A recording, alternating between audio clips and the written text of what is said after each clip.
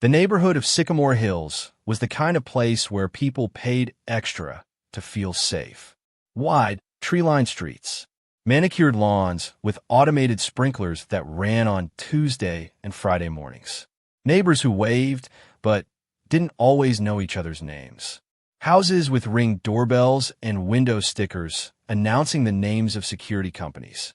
It was a community built not just on shared property values, but on a shared, unspoken understanding of who belonged and who didn't.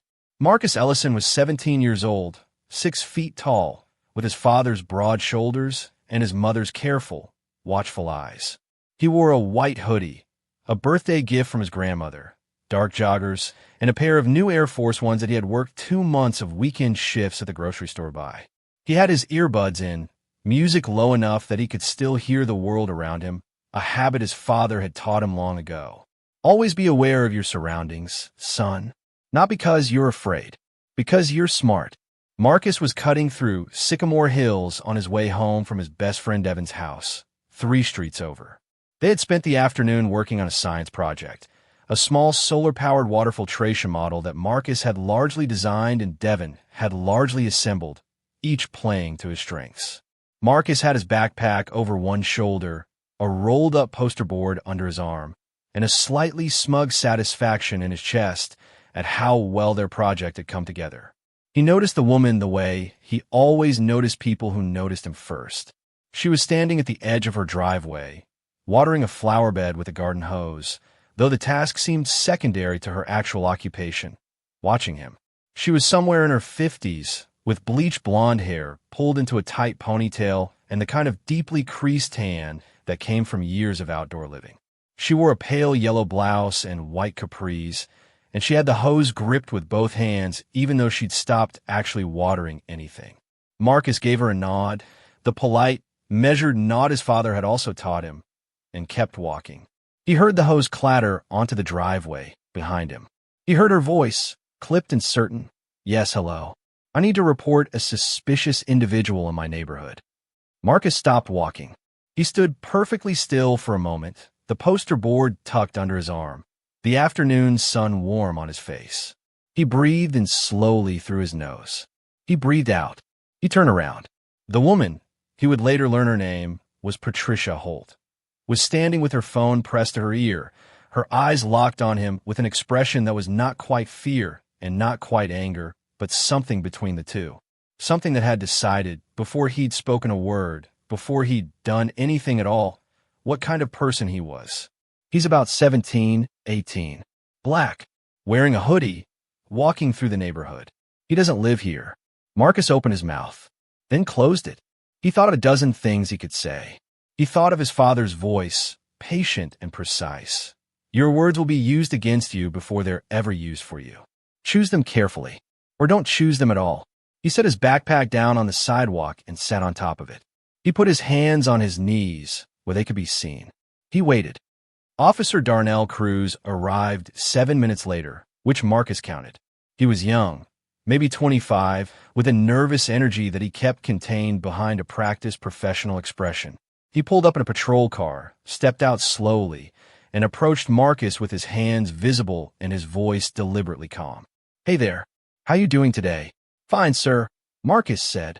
Just passing through on my way home. Can I ask where you're coming from? Marcus gave Devin's address. Officer Cruz wrote it down. Patricia Holt had moved to the edge of her lawn and was watching everything with the focused satisfaction of someone who felt they had done their civic duty. Can I ask your name? Marcus Ellison.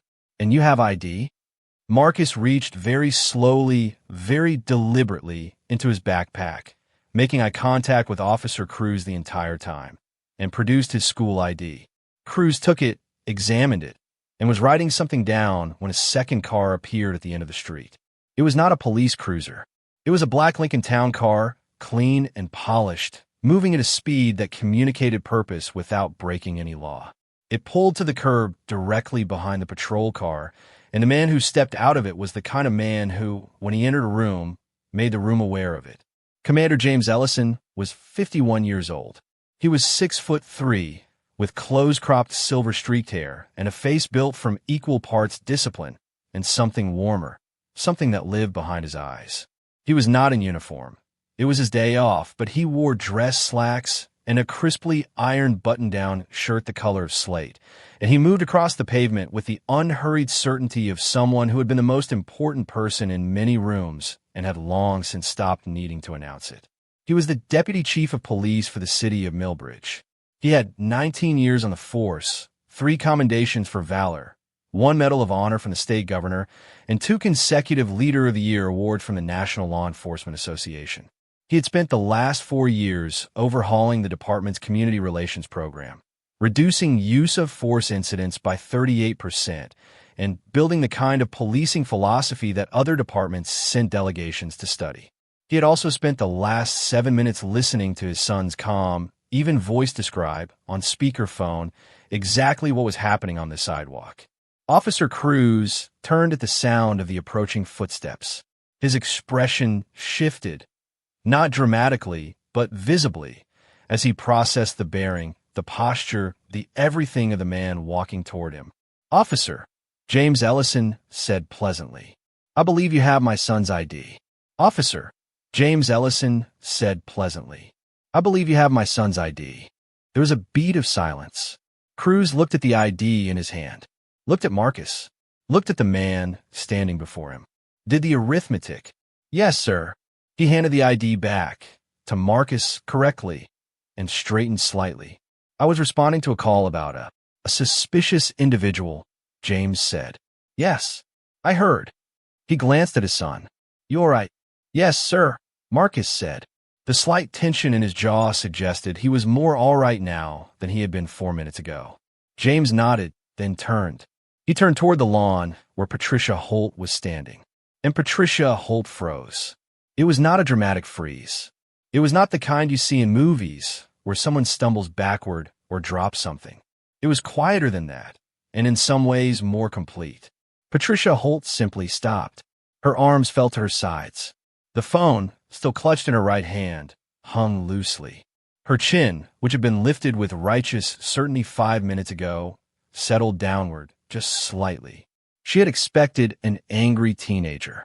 She had expected, perhaps, Officer Cruz to handle it, to send the boy on his way with a look that confirmed her suspicion had been correct, had been necessary, had been the responsible thing a homeowner does to protect her neighborhood.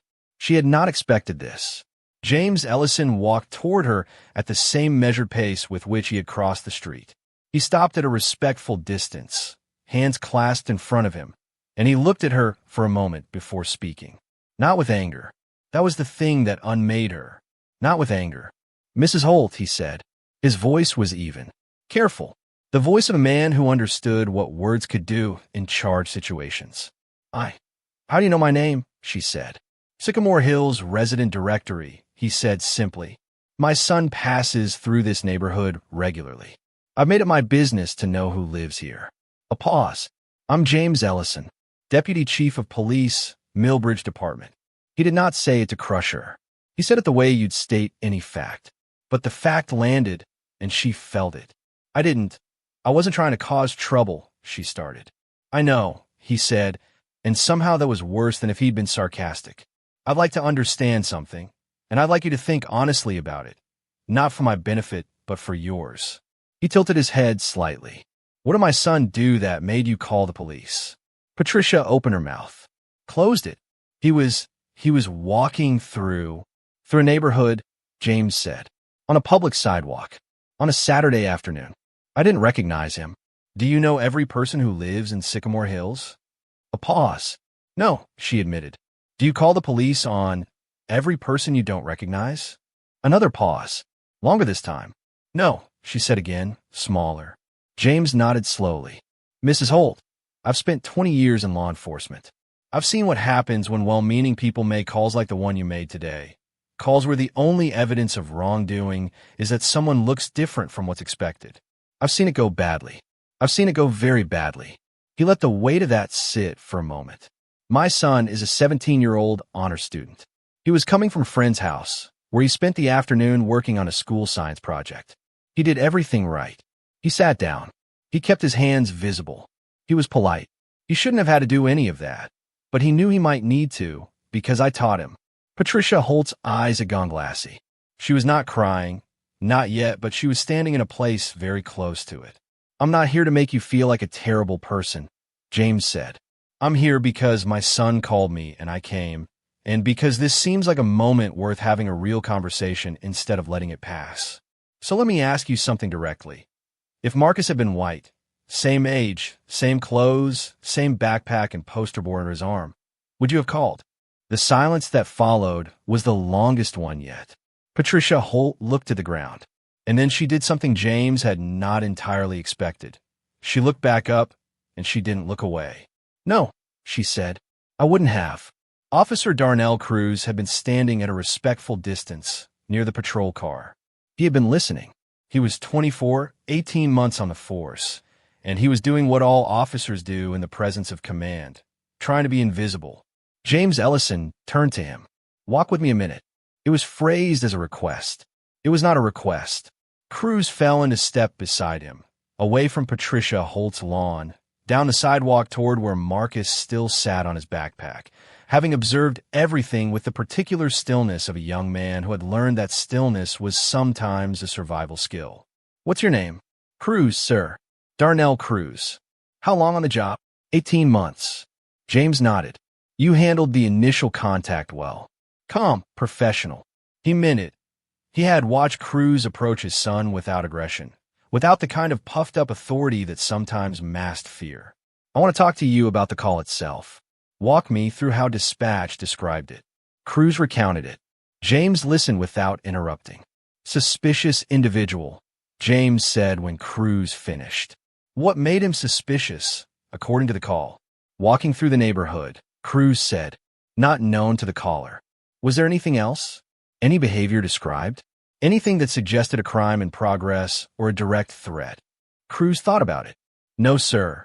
"So you responded to a call where the suspicious behavior was existing in a neighborhood while being a young black man." James let that sentence stand by itself. "I'm not criticizing your response, officer. You had a call. You responded. You were professional. I'm asking you to think about the system around the call, about what gets labeled suspicious and why." They stopped walking. Marcus was a few yards away now, and James glanced at his son with an expression that managed, somehow, to be both proud and heartbroken at once. "My son has been stopped and questioned 6 times, James said quietly. "Not arrested, not suspected of any specific crime. 6 times in neighborhoods like this one, doing things like this. Walking, riding his bike, waiting for a friend outside a store." He paused. "I am a deputy chief of police. I have spent my career trying to build something better in this department. And I still have to send my son out the door, knowing he might end up sitting on a sidewalk with his hands visible, waiting for someone to decide he belongs." Cruz stood very still. He was a young man, and in this moment he looked it, not weak, but genuinely grappling with something he hadn't fully held before. "What should I have done differently, sir?" he asked. It was an honest question.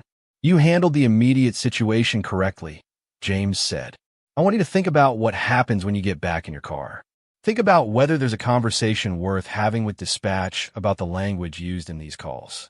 Think about whether there's a question worth asking the next time, before you step out of that vehicle, about what specific threat or behavior prompted the call." He looked at Cruz directly. "You're going to be a good officer. I can tell. Good officers ask those questions." Marcus had folded the top of his backpack closed and was standing now, the poster board tucked back under his arm. He watched Officer Cruz get into the patrol car and pull away, watched his father exchange one more brief word with Patricia Holt. She had gone inside briefly and come back out, and Marcus watched her hand his father something, a slip of paper, and he watched his father take it without ceremony. Then his father walked over to him, and they stood together on the sidewalk in the afternoon light, the way they had stood together in many situations over 17 years. At gravesides, at graduations, at kitchen tables where hard conversations happened over cooling coffee. "You all right?" his father said again. This time, it was not a logistical question. "Yeah." Marcus exhaled. "I called you pretty fast, huh?" "You called me at exactly the right time," his father said. "That's what I'm here for." Marcus looked at the ground for a moment. "I thought about walking away," he said. "When she called, I thought about just going. But I knew." "You knew the calculus," his father said. He didn't soften it. They had never dealt in soft versions of the truth with each other. It was one of the foundations of their relationship. If you'd walked away, it could have been interpreted as guilt. If you'd raised your voice, same.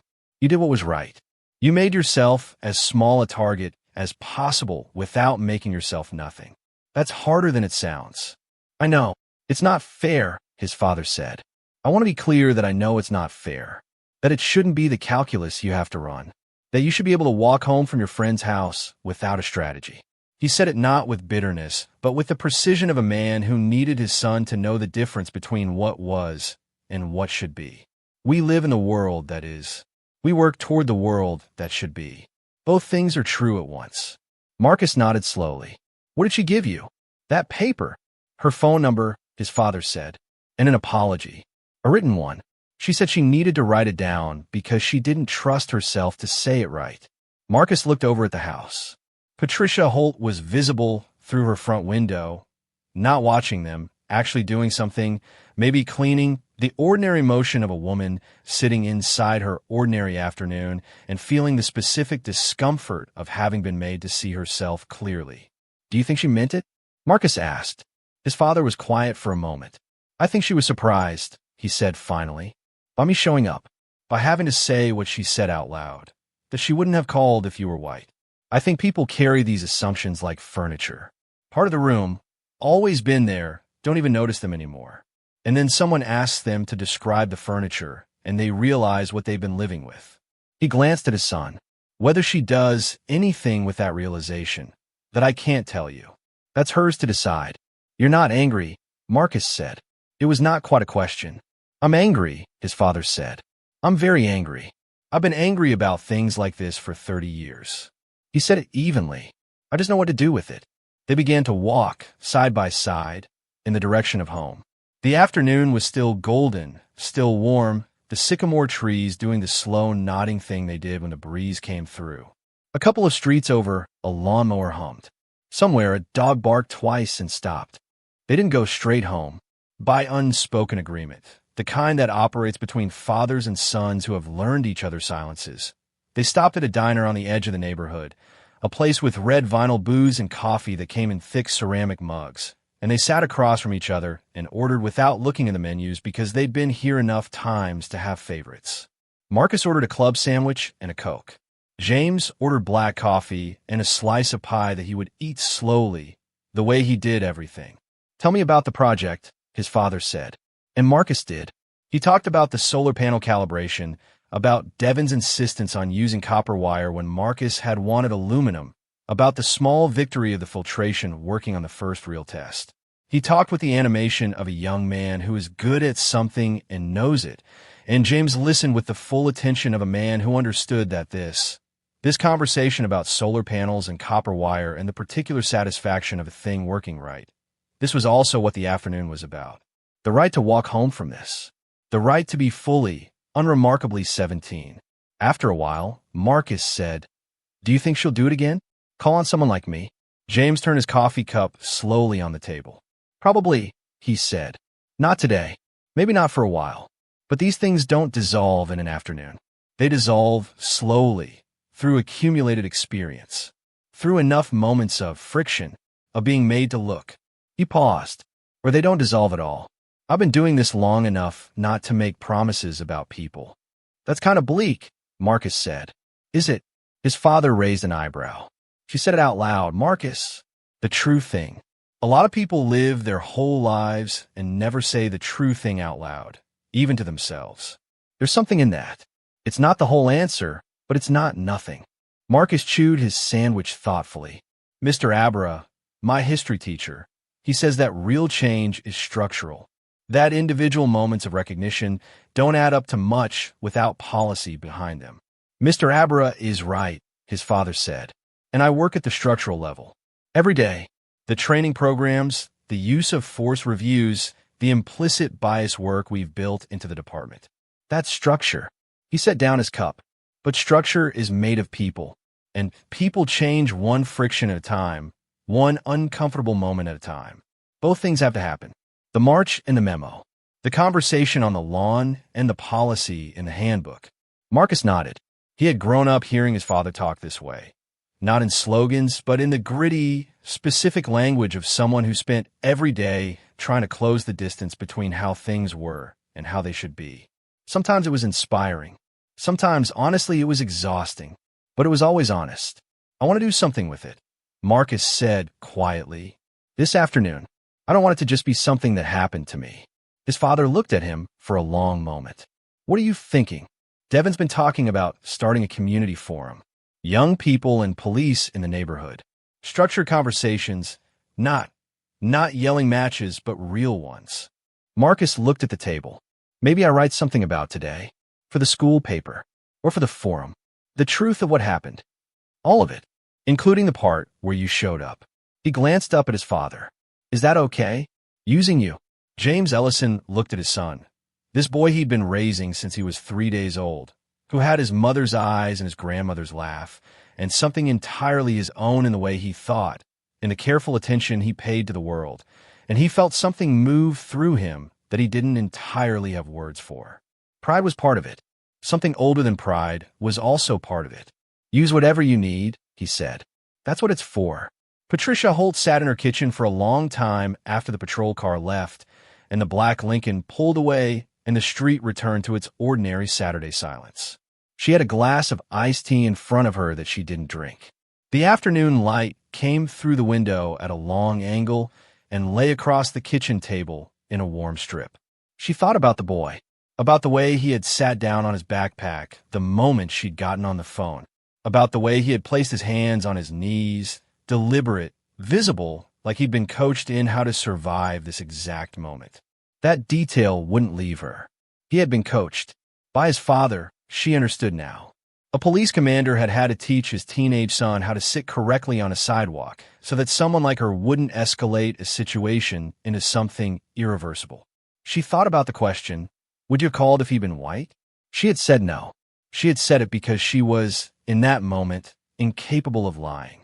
There was something about James Ellison, his manner, his patience, the specific quality of his attention, that made dishonesty feel not just wrong, but somehow structurally impossible. Like try to lie to gravity. But the question continued, here in her kitchen, with no one watching. Would you have called if he'd been white? She tried to construct the version where she had.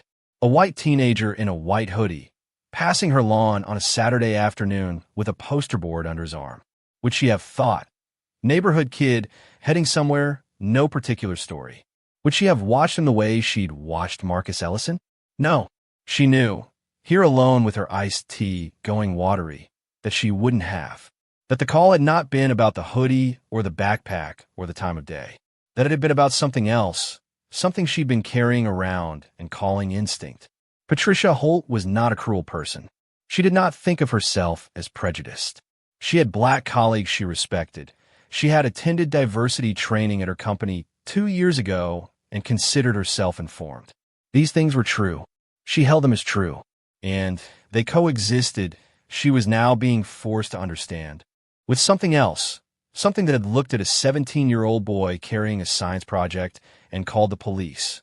She thought about calling her daughter. She thought about calling her sister. She thought about what she would say, and she couldn't find language for it that didn't sound like excuse-making dressed as confession, so she sat with it instead. The weight of it, the specific discomfort of having to hold two images at once. The person she believed herself to be and the person she had been this afternoon on the lawn. She had written the apology note not because she'd expected to hand it to him. She'd expected the father to be angrier, expected to be berated, expected to have the door slammed on the conversation, but because she needed to write it. She needed to put the words in order where she could see them. I made an assumption. It was wrong. I'm sorry for the fear I may have caused your son. I'm sorry for not thinking about what it means to be him, passing through this neighborhood, on a day when it should have been simple. It wasn't enough. She knew it wasn't enough. But she also knew, and this felt important in the specific way that small things feel important when you've been confronted with a large thing, that it was a beginning. That beginnings required a first word, and she had written hers. She picked up her phone, not to call anyone. She opened the browser and searched for the community forum Devin had apparently already started publicizing. She'd seen a flyer on the bulletin board at the library 3 weeks ago and not thought much of it. She looked at the date. It was in 10 days. She could go. She didn't have to speak. She could just listen. She put the phone down. She drank the watery iced tea. The afternoon light moved across the kitchen table and eventually left, and Patricia Holt sat in the dimming room and did the slow, uncomfortable work of beginning to change. The piece Marcus wrote for the school paper ran 3 weeks later under the headline, "What My Father Taught Me About Sitting Still." It was not angry. It was not a polemic. It read the way Marcus talked when he was being honest, precise, observational, occasionally funny in the dry way of someone who has learned to hold difficult things lightly enough to carry them. He wrote about the backpack, about the hands on the knees, about the counting of minutes. He wrote about his father appearing at the end of the street, like someone sent the specific right character for the scene, and about the conversation on the lawn, which he had heard most of from 7 yards away. He wrote about the diner and the club sandwich and the conversation about solar panels. He wrote, "My father is one of the most powerful law enforcement officials in this city. He has spent his career building something better, piece by piece, inside a system that resists change the way a river resists redirection, always finding the old channels. He has done this with patience and strategy, and I think a kind of anger so refined it has become something more useful than anger. He has done all of this, and he still had to teach me how to sit on a sidewalk so that I would be okay. I don't write that to diminish what he's built. I write it to describe the distance between where we are and where we need to be. That distance is real, and it matters." He also wrote, "I think about the woman on the lawn sometimes. Not with bitterness, exactly, more like with curiosity, about what she did after, about whether that afternoon cost her anything in the way it cost me something. I hope it did, not because I want her to suffer, but because discomfort, my father says, is often the only honest currency. It's what we do with the discomfort that matters." The piece was shared widely, first within the school, then beyond it. A local news outlet picked it up, then a national newsletter. Marcus received emails, more than he'd expected, and from people he hadn't expected. Police officers, retired teachers, a woman from Atlanta who said she had been Patricia Holt and needed to read the thing 3 times before she could admit it to herself. He read every one. He answered several. The community forum Devon had organized drew 40 people, which was more than anyone had expected. They sat in folding chairs in the community center on Oak Avenue, a room that smelled of old wood and something institutional and somehow also of hope. The particular hope that collects in rooms where people have tried to talk to each other across difficult distances. Patricia Holt was there. She sat toward the back. She had not told anyone she was coming. She listened to Devon explain the purpose of the forum. She listened to a young woman describe being followed through a grocery store. She listened to an older black man describe teaching his grandsons the same things James Ellison had taught Marcus. She listened to a white police officer describe the training they'd received and the training they hadn't. When it came time for open sharing, she raised her hand. She stood. She said her name. She said, "I'm the woman who made the call." And she described the afternoon not from the perspective of justification, but from a perspective of examination. The way you'd examine something you'd found in your own home and weren't sure how it had gotten there. The room was quiet when she finished. Not cold quiet. Something more complex than that. A woman across the room nodded. A teenager, not Marcus, but someone who could have been Marcus, looked at her for a long moment and then looked away, back at his notebook, where he appeared to be writing something down. Marcus himself was there, near the front. He turned and found her face in the back row, and he held her gaze for just a moment. He didn't smile. It wasn't a moment for smiling. But he nodded, the same measured nod he'd given her on the sidewalk 3 weeks ago, when she'd been watching him with the hose in her hands.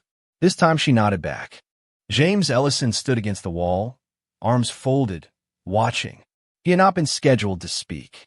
He was there because his son had asked him to come, and because the department had sent him as a liaison, and because, privately, in the part of himself that still believed in moments, even after 20 years of evidence that moments were not enough, he wanted to see what 40 people sitting in folding chairs could do. He watched. He listened. He said nothing.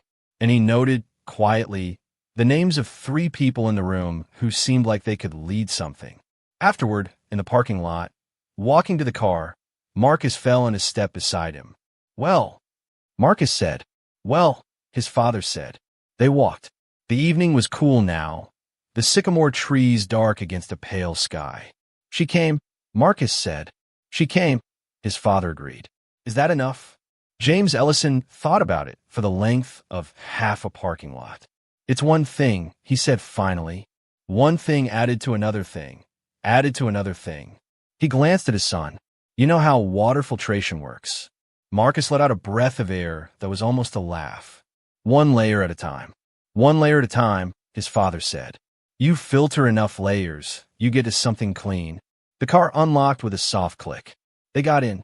James pulled out of the lot and onto the street, and Marcus put his window down slightly. And the night air came in cool and carrying the smell of cut grass and something faintly sweet from a bakery somewhere nearby. And they drove home the way they had driven together 10,000 times. In comfortable silence, in the ongoing conversation that required no words, in the abiding and complicated and indestructible thing between a father and a son who were trying, together, to be in the world. With their eyes open,